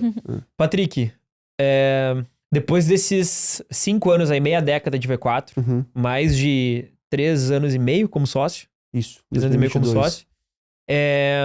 Cara, o que seria o teu recado final aí pra galera que tá te ouvindo, que talvez se inspira na tua jornada, que talvez tá entrando hoje numa empresa que também tem um plano de partnership e quer se tornar sócio? O que tu deixa de recado final aí pra galera? Assim, Léo e Dom, o que eu vejo, tá? Eu vejo que tudo começa a partir do jogo que tu tá disposto a jogar. Eu acho que a vida ela é como se tu fosse entrar num jogo e tu vai decidir. Tu quer jogar no nível fácil, tu quer jogar no nível médio e tu quer jogar no nível hard, né? No nível difícil. Né? Se tu joga no nível fácil, você quer jogar um jogo fácil, o que é um jogo fácil? Que cara, não vou precisar talvez trabalhar muito, vou curtir a vida mais de boa, vou ficar tranquilo, talvez eu tenha condições por conta da minha família, não preciso me esforçar tanto. Ok. Só que você tem que entender que as recompensas que você vai ter disso também não são grandes recompensas, porque o teu nível de esforço ele não foi tão grande. Agora, se você opta por jogar um jogo que ele é difícil, o que vai acontecer? Você vai ter que abrir mão de muita coisa. Eu, por exemplo, saí do Rio Grande do Sul e estou morando em São Paulo agora também, que foi super difícil deixar meus amigos para trás, deixar minha família para trás. Tive que dizer não para muita coisa também. Passo por momentos super difíceis, às vezes tem que trabalhar até mais tarde, às vezes tem que acordar super cedo, às vezes a rotina ela é cansativa, porque eu optei por jogar um jogo difícil. Tô disposto. Eu tô disposto para isso. E a questão é, o quanto que tu tá disposto para as coisas hoje? Você quer jogar um jogo fácil? Tá tudo certo, tá tudo bem, não tem problema nenhum. Mas talvez a tua recompensa ela não vai ser tão grande. Agora, se tu opta por jogar um jogo do nível difícil, você tem que entender que vai ser super difícil as coisas, você vai ter que abrir mão de muita coisa, mas automaticamente as melhores recompensas elas vão chegar. E eu vejo que hoje as pessoas... É como se fosse uma linha assim, pô, você tem o grau do seu sonho, né? Seu sonho ele pode estar aqui ou ele pode estar aqui. Se o teu sonho está aqui, o teu nível de esforço tem que estar aqui também. Agora, não adianta você querer ter teu sonho aqui em cima e o teu nível de esforço ser aqui embaixo. Por quê? Porque a conta não vai fechar. As pessoas vivem achando que, não, pô, eu quero viajar para tal país, eu quero ter uma casa na praia, eu quero isso, aquilo. E aí o teu esforço está aqui, a conta ela não fecha. Então, o recado que eu deixo aqui é, qual o jogo que você está disposto a jogar? Se você quer jogar um jogo difícil, entende que vai ser, pô, você vai passar por diversos desafios, vai ser complexo pra caramba. Vocês, por exemplo, tomaram a atitude de empreender, pô, há muito tempo, cara, empreender não é fácil. É um jogo que a todo momento você tá no risco, você tá lidando com um monte de variável, com um monte de gente, só que foi um jogo que vocês estiveram dispostos a jogar. Isso é muito interessante. Então, pô, olha pra tua vida hoje e entende qual que é o jogo que você quer jogar, porque o tempo tá passando, as coisas estão acontecendo, e se você não colocar um esforço pra isso, as coisas elas não vão se concretizar de fato. Eu sempre digo que as pessoas hoje dizem muito da work-life balance, que eu preciso, pô, ter um equilíbrio, só que vai ter momentos da tua vida que tu vai ter que dar um gás. Vai ter momentos que às vezes todo mundo já passou por isso, de deixar um pouco às vezes o físico de lado, pô, pra desprender no trampo. Isso acontece. E aí conforme o tempo vai passando, você vai conseguindo equilibrar, mas eu sempre digo que existe um momento da vida que tu tem que dar um all-in. E aí tu vai abrir mão de diversas coisas, tu vai ter conquistado elas, e aí depois tu consegue ir regulando um pouco mais. Por ter conquistado, tu consegue te dar o luxo de voltar para o equilíbrio. Exato. Mas o sucesso vai morar no desequilíbrio. Exato. Só que o ponto é, às vezes a gente tá nessa era da comparação, e aí tu quer se comparar com o cara que batalhou pra caramba, que chegou lá, e você compara com o momento atual dele, sendo que essa pessoa, pô, passou por muito B.O. Então você tem que entender que, pô, se vocês, por exemplo, chegaram onde chegaram hoje, se eu cheguei onde eu cheguei hoje, que eu considero um patamar pequeno, né? Mas vocês têm uma história pra isso, e existe muito esforço pra chegar lá. Agora o ponto é, muitas vezes as pessoas acompanham vocês, agências vê vocês e pensam, ah, não, mas foram mimados por isso, que tinha condição e não sei o quê. Só que, pô, não viram que a jornada é uma jornada de mais de 10 anos, né, que a gente falou. Então eu sempre olharia muito pra qual que é o nível de esforço que você tá colocando pras coisas, né, qual é o jogo que você tá disposto a jogar, porque se você quiser jogar um jogo fácil, cara, tudo certo, né. Mas agora, se quer jogar um jogo difícil, vai ser, assim, complicado, o desafio vai ser grande, mas também vai ser recompensador lá na frente, né? Então acho que olha pro teu jogo, vê qual jogo você está disposto a jogar e vê o quanto você tá a partir de abrir mão de algumas coisas para conseguir conquistar aquilo que você quer pra sua vida, né? Acho que é bem interessante. Maravilha.